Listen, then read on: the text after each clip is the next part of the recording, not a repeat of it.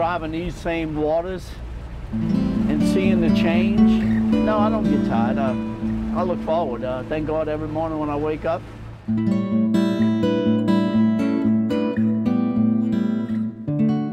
This is the only one he made like this. But how many did he make from the copy of it?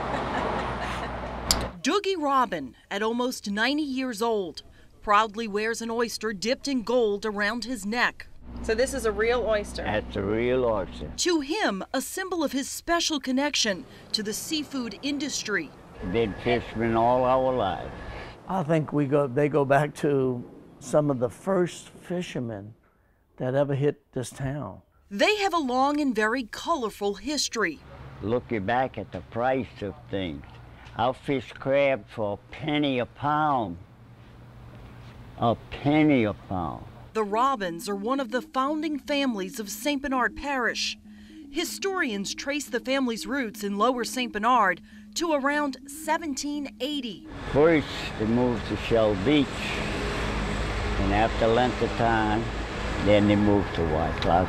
From the beginning, they lived along the water, and fishing became their way of life. You realize we're probably 6 generations now into this industry. By the end of the 19th century, the Robins supplied markets and restaurants in New Orleans with the seafood that would later make the city famous for its cuisine.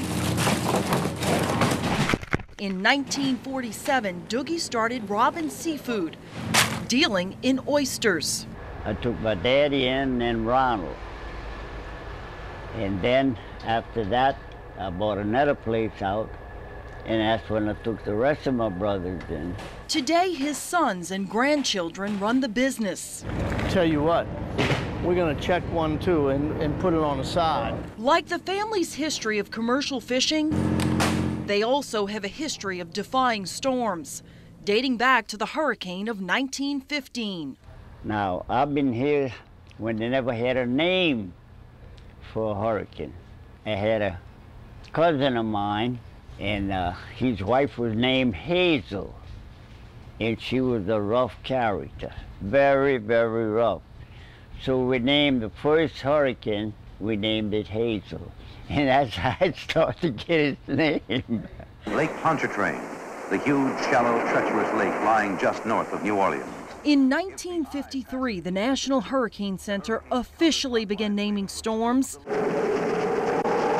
And each one that affected St. Bernard, Doogie was there to see it. I had never left from here from the hurricane. When the weather got bad, they moved out, just moved to higher ground, brought their equipment into higher ground. And that's a tradition, they always wrote it out. They would just get on their boats because they lived down in bayous down here.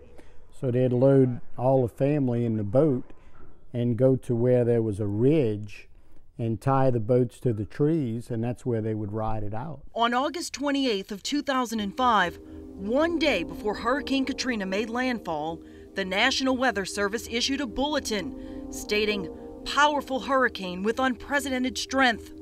Even news of a catastrophic storm headed their way wasn't enough to convince the Robins to evacuate. Well, let's put it this way, every hurricane that they ever had hit, I never did leave. Why should I leave now? Doogie, along with his brothers, retreated to the only thing they'd relied on for decades, their oyster boats. I brought all our boats up to the Violet Canal. That was the only harbor that we had. And I spent the Hurricane Katrina in the boat in Violet Canal. And he called me up and said, "Honey, you got a boat? Make sure you got a boat." I said, "Yeah, Daddy, I have a boat." "Make sure they got a boat because we got problems up here. I don't know what's going on. They got water coming up." The levees broke and water began pouring into the parish. And I seen it coming down the Violet Canal. I knew the levee had broke because they had the swell, I'd say about 5 or 6 feet high, coming down the Violet Canal, coming to where our boats was.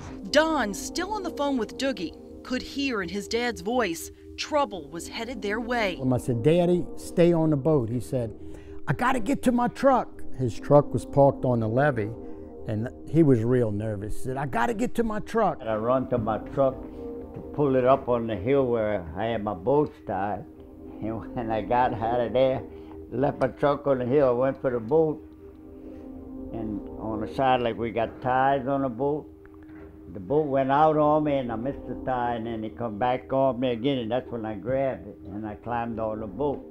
I looked back from my truck, I didn't see the truck no more. It was gone. The flooding had just begun. For hours, pounding rain and intense wind ravaged St. Bernard Parish.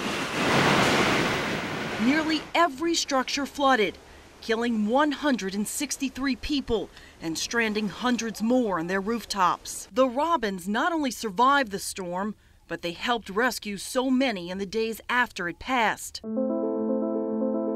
Nearly 3 weeks later, the water receded and reality set in. The canals were full of debris and homes and cars and power poles. We went to our building where we knew, and we walked around puzzled, like what happened? Or what we're gonna do? There was nothing left. And where did it go? We don't know. The Robins admit they were worried about the future. So when we come back, the brothers, we sat together and we said, what shall we do? We don't have a business, we don't have nothing. But we do have the backbone what our fathers and our grandpas gave us. Knowledge how to start all over. With that, and that's what we did. Of the 7 oyster boats in their fleet, they had to rebuild 3 of them. Now, 10 years later, a brand new boat, the Lady Robin, is being added to their dynasty. It replaces their first boat, the Big Bad John, named after Doogie's father. The Big Bad John was a turnkey, was $50,000. This boat is right at $500,000. Today, the Lady Robin makes her first run down Bayou La Loutre.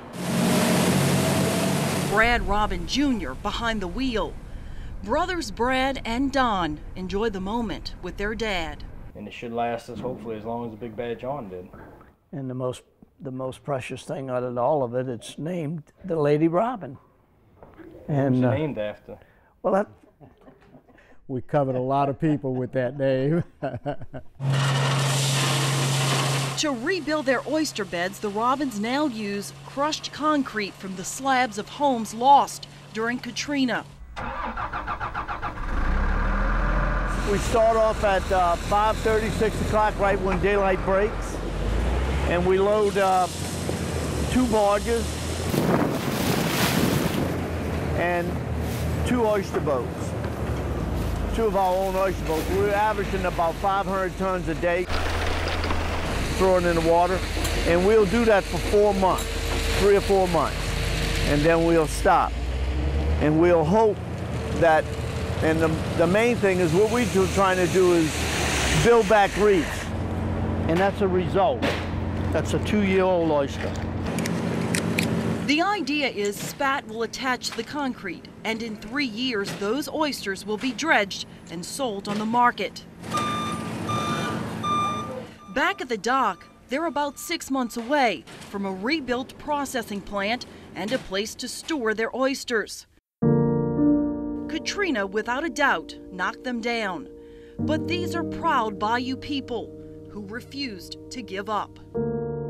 There's nothing else. We know seafood well. It didn't beat us.